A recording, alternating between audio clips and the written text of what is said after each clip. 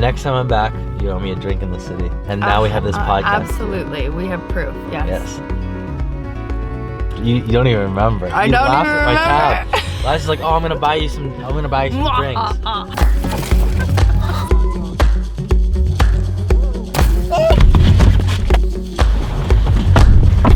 Okay, welcome back to fksalad. Hello. I'm here with my friend Liza today. We're on the Upper West Side because my car has been displaced from Brooklyn. Thank you so much for taking the adventure up here with me. Thank you for having me. We jumped on the train all the way downtown, came up here with all your bags. You're the first person who's actually gone a little bit of distance for a show. I'll go the distance for you. Oh, thank you so much. Usually, we're obviously bringing the podcast to people, and we did bring it to New York. When you're eating vegan in Manhattan, it is very expensive, just like everything. Every single thing. And that's why there's no proper food on this episode today. Yeah. Except veggie chips. Oh, yeah. They'll be here in the Veggie middle. sticks. It's not... I'm actually kind of embarrassed that I don't have food for us. Jalapeno flavor. They're actually kind of nice. I don't know that I've ever had one Might of as these well before. try I it. might as well try might it. as well Isn't try it. that one of the rules? It is. Have a bite to eat. A bite to eat. But Are they all jalapeno, even like the red ones? they're really nice, actually. Cheers. You were like kind of buzzing to talk about a few things. I actually don't really was. know you that well. No. So it's a good opportunity for us to get to know each other better. Mm-hmm. You came to the pop-up. We worked together last time I was in New York. Well, I just learned that you met AP at a bar randomly 2 years ago, and was like, she said that she had a shoot the next day, and you're like, great, I'll be there, and you like came and shot it and whipped out a new video like within 24 Yes. hours, and she was like, this is the best video that I've ever seen. Like, I need to work with this person all the time. And if you tuned in to our episode with AP, probably a couple episodes ago, our last one, you would have listened to that story already. Great gal. I'll watch it when it comes out too. Yes. How did you meet AP? I met AP through through our bosses at her old company, my current company, and AP is the most like infectious friendly person, and I am actually a little more reserved, and so she had to like force herself into like being my friend, and she was like, I need to be this person's friend, and literally just like forced her way in. You almost had to be there to like look at our interactions when we first met. Yeah. But now we're best friends, and I can live without her. Ah, she's amazing. So supportive of her and all of her Endeavors. dreams. Yes. Speaking of dreams and endeavors, tell me about yours and tell me about you. Like, where did you grow up, first of all? Even? Exactly. That's such a that's such a segue into what I want to talk about. Yeah. So I'm from the country. What does that mean? I'm from like bumfuck middle of nowhere, Maryland. Okay. Like horses, cows, mountains. I grew up with mom, dad, younger brother with like 4 acres. And what I really wanted to talk about was like kind of the social structure of how I grew up. My mom was in finance, and my dad was like the stay-at-home dad. He built my house. He lives off the land. He does, Amazing. like, he was the one to pick us up from school every day, like drive us to soccer practice and all of these things.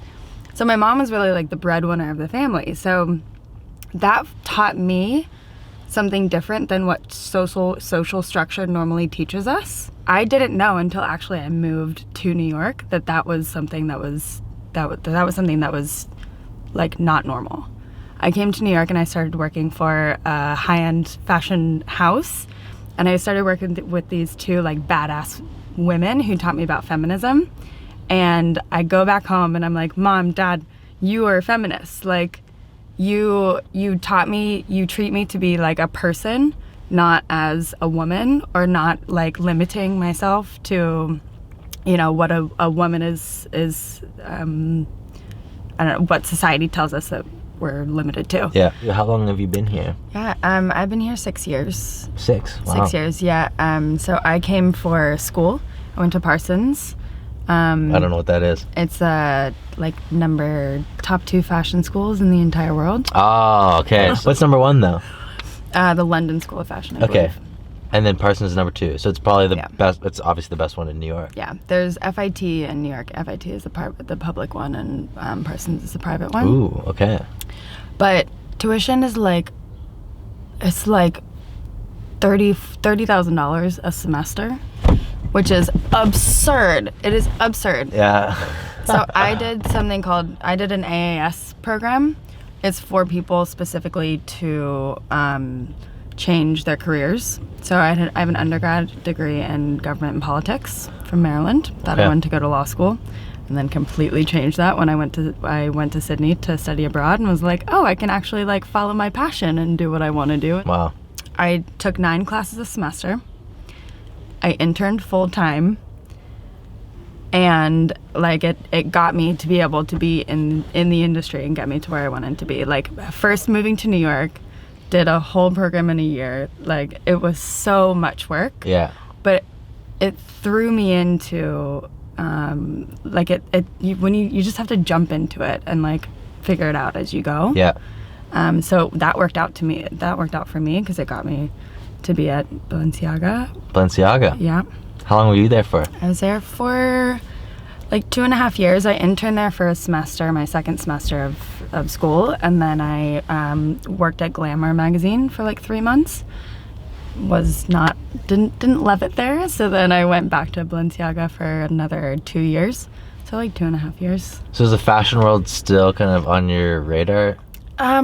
It's a good question. I feel like I have this conversation all the time with people in my field that we are sick of like how people are treated in fashion. There's so much hierarchy. There's like, it's a world that is a little more exclusive instead of inclusive. Whereas I want to promote and live my life very inclusively. Awesome. The thing that I love about fashion is its creativity.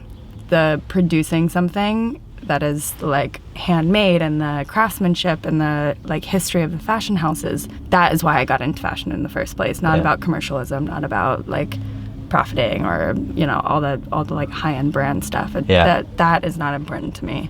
And I love it how fashion houses now are doing like sustainability and vegan fabrics and really using their history and their brand awareness to create change and create movements that like everyone else can follow. And the time is now for that. So true.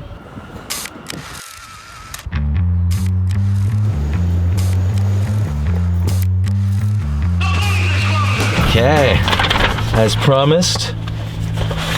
Drum roll. You pulled through. Wow, you got this beautiful piece here. It's actually kind of big. I don't know if that's, you can see the focus on that. Let's see. Yes. So good. The Shadow Palm exclusive. Look at those shadows. Look at that. Is this the name? Shadow Palm? The name of that piece? Yeah, do you name the pieces? I'm not going to name that one Shadow Palm. My friends and I got inspired by seeing so many palm trees that were, I don't know, casting of shadows. Yeah. So we started shooting in that kind of similar style. Love it.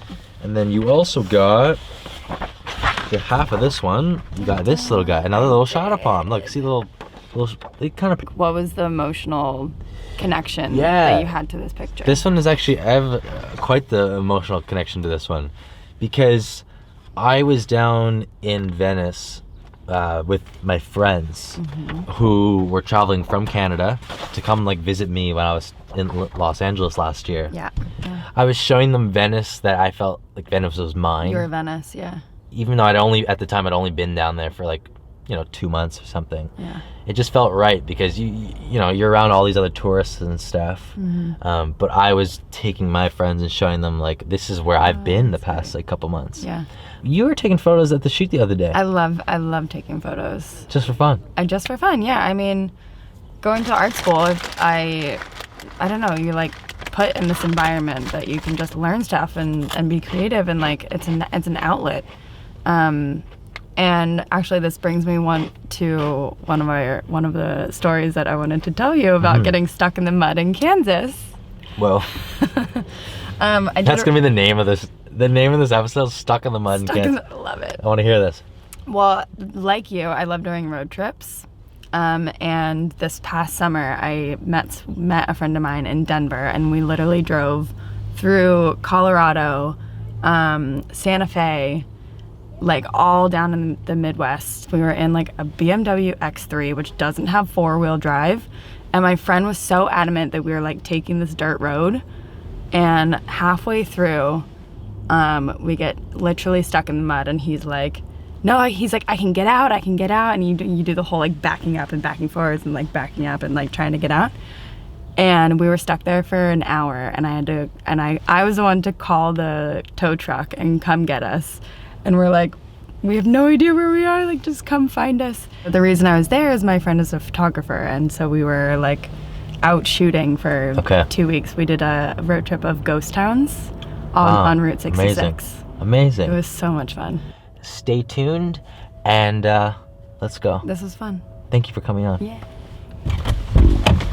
Don't forget your prints. Oh, of course. See you in 2 days.